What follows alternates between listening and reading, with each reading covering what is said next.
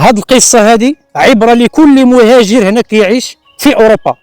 واحد مهاجر مغربي خدم في واحد الشركه سنين عديده، وهنايا في ايطاليا كان كيخدم في شركه وخدم واحد السنين، في الاخر اشنو عمل؟ خدا التيفير ديالو وخدا فيها واحد المبلغ مالي كبير، وقرر باش ينزل للمغرب البلد ديالو وباش يستثمر. هو كان عامل عادي ما عنده حتى خبره هنايا في اوروبا ديال شي مهنه، لقى واحد الشريك ديالو تشارك معاه وعطاه 150 مليون كيخدم بها هذاك الجار ديالو في المغرب. قال له انا نعطيك الفلوس وانت منك الخبره، ديما تهلا ليا في راس المال ديالي والارباح نقسموها بالنص. بعد سنه، بعد سنتين، بعد 3 سنوات، واحد النهار هذاك المهاجر المغربي اختفى نهائيا، والزوجه ديالو مشات عملت مذكره بحث عن غائب في المغرب. وعنده واحد صاحبه مهاجر هنا في اوروبا ديما كيتواصل معاه وكيعطيه الاخبار انه مشروك مع واحد الجار ديالو في المغرب بمبلغ مالي كبير. وهذاك الصديق ديالو واحد النهار هو يمشي عند الشريك ديالو، وهذاك الصديق ديالو مشى عند الشريك ديال صاحبه قال له فلان ما بقاش كيبان، واش انت ما عارف عليه والو؟ قال له اودي انا مؤخرا عطيته فلوسه وتفارقت معاه من تما ما بقيتش كنشوفه. الصديق ديالو شك في الامر، مشى ديكلارا عند البوليس، والبوليس شكوا في هذاك الشريك ديالو. اشنو عملوا؟ مشاو قلبوا الدار ديالو وهما يلقاو البسطام ديالو، المحفظه ديالو فيها لاكارت ناسيونال ديالو، الكارت غريز تاع الطوموبيل. وملي زيروه في المغرب، راكم عارفين الزيار، وحققوا معاه، قر ليهم، اعترف ليهم، قال لهم اودي الفلوس اللي عطاني شريت بها واحد الارض وغرني الشيطان وحيدته من الدنيا ولحته في البير. هادشي منه كامل. اي واحد باغي يدير شي مشروع في المغرب ما تيقوا حتى في واحد. اخويا بلاش هذا المشروع هذا، بحال هذا السيد هذا ديك ال 150 مليون كون يخليها في جيبه ويزيد يستمر يخدم، ما غاديش يوقع له هادشي اللي وقع له. مهاجره مغربيه كتعيش هنايا في ايطاليا وما عندهاش الجنسيه الايطاليه، ودائما كتلعب في الملاكمه هنايا في ايطاليا وكتربح، وفازت بزاف ديال الالقاب هنايا في ايطاليا. ومؤخرا المغرب طلبها باش تولي تلعب باسم المملكه المغربيه، وهذه الملاكمه المغربيه اللي كتعيش في ايطاليا رفضات. انا معها.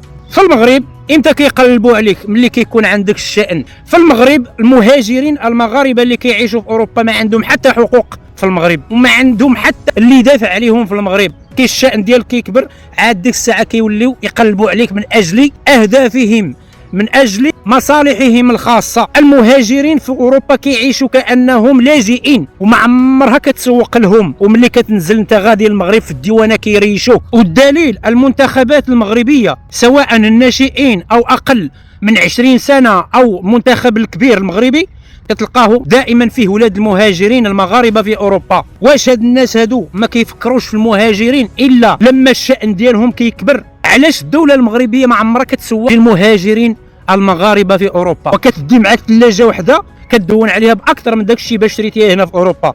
حجروا نيازك. سبحانك يا رب.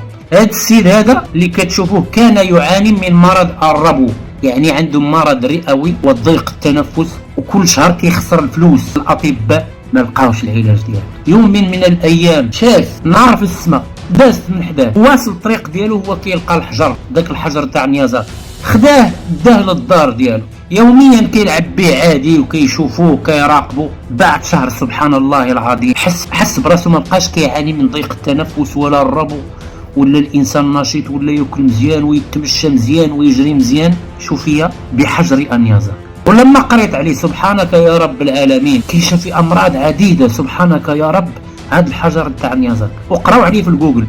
علماء التغذيه يكتشفون ان الزيوت النباتيه تحتوي على حمض اللينوليك، وكنقولوا علاش كثر سرطان الثدي لدى النساء والتخنه والسمنه لدى النساء. حمض اللينوليك كيسبب التخنه ومرض الكبد ومرض الطيحان والسكري وضغط الدم وسرطان الثدي. انا جايه ل 15 سنه ما كنستعملش الزيوت النباتيه الا في حاله حصلت بشي تضيف نقدر ناكلها عند شي واحد، او الى حصلت في الشارع ناكلو بشي ماكله. اما انا مستحيل نشريه. لماذا؟ لانه مرض وسم قاتل. واش كاين شي واحد كيشري المرض بفلوسه؟